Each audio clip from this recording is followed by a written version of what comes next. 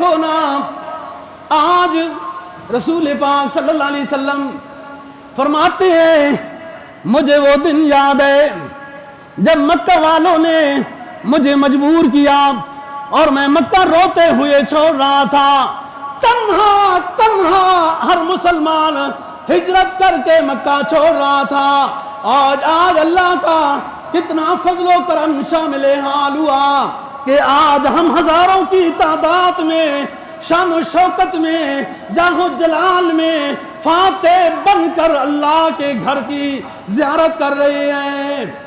مکہ کو خطاب کیا جنت المعلی کی طرف سے. جب بیت اللہ نظر آیا مکہ نظر آ گیا فقالا لمکہ تا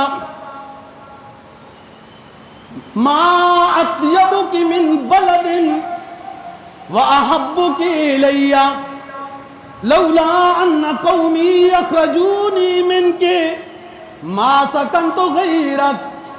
مکہ کو خطاب کیا تیرے سے زیادہ کوئی پاکیزہ شہر نہیں اے مکہ, تجھ سے زیادہ کوئی محبوب نہیں ہے مکہ اور اللہ کے گھر, لیکن میں کیا کروں لولا ان قومی اخرجونی منک, اگر میری قوم مجھے مکہ چھوڑنے پر مجبور نہ کرتی ما سکنت غیرک, میں کسی اور علاقے کو اپنا مسکن نہ بناتا.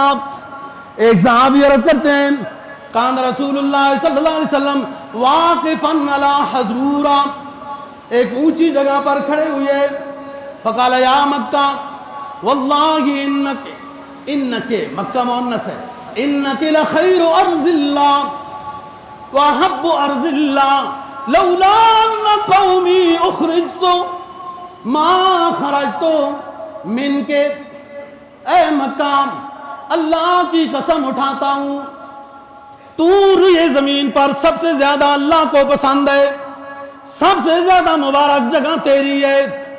اگر میری قوم مجھے نکلنے پر مجبور نہ کرتی تو میں کبھی بھی تجھ سے نہ نکلتا.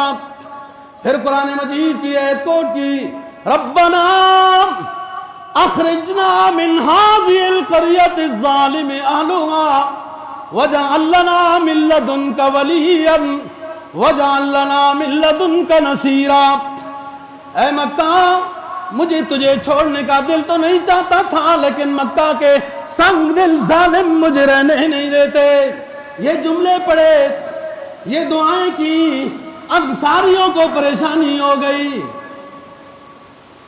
انصار کو پریشانی ہو گئی.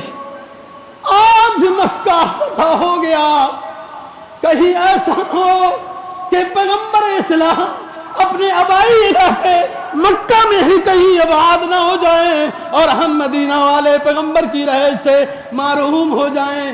کیونکہ آپ نے حدیثیں ایسے بیان کی, قرآن کی آیت ایسے پڑھی جس میں اندازہ ہوتا تھا کہ مکہ اور بیت اللہ کی محبت پیغمبر کے قلب میں کوٹ کوٹ کے بھری ہوئی ہے. آپ نے کہا اے میرے انصاری ساتھیوں, میرے یہ دکھ درد جملے تھے جو میں نے بول دیے قیامت تک کے لیے, قیامت کے دن اٹھنے تک کے لیے محمد مدینہ کی سرزمین سے ہی اٹھے گا, رہائش مدینہ میں ہی ہوگی.